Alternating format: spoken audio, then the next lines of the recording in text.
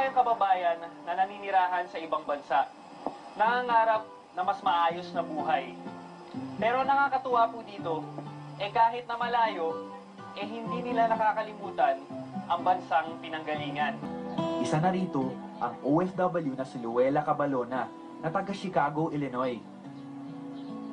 So the past few years, marami ng typhoons and hurricanes na narinig namin sa Chicago. Actually, nung nangyari yung sendong, malapit na yung Christmas nung panahon na yun, sabi ko, bakit walang gumagawa ng any fundraising sa lugar namin? Sabi namin, ayaw namin masyado magtagal kasi kailangan na yung tulong sa kanila.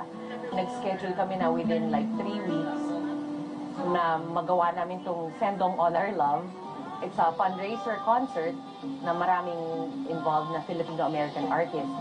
Matapos ang konsyerto, nagulat sila sa laki ng nalikom na pera. Humigit kumulang $5,000. Nakipag-ugnayan siya sa De La Salle Academy Iligan para maipadala ang pera sa Pilipinas. Mga ganun. Dahil sa kabutihang ipinakita ni Luella, isa siya sa 10 ginawaran ng award ng PhilAm Youth Leadership Program sa Estados Unidos ngayong 2012. Mas malaki. Napakalayo na nakarating pag tinutulungan mo mga tao sa Pilipinas.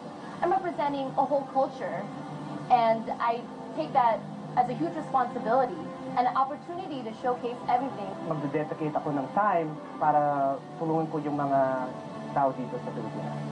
I think of the Philippines all the time and how I can contribute and give back. I have a responsibility to help my people back home. I want to give back to the Philippines by becoming a person in government who can create greater access to Filipinos.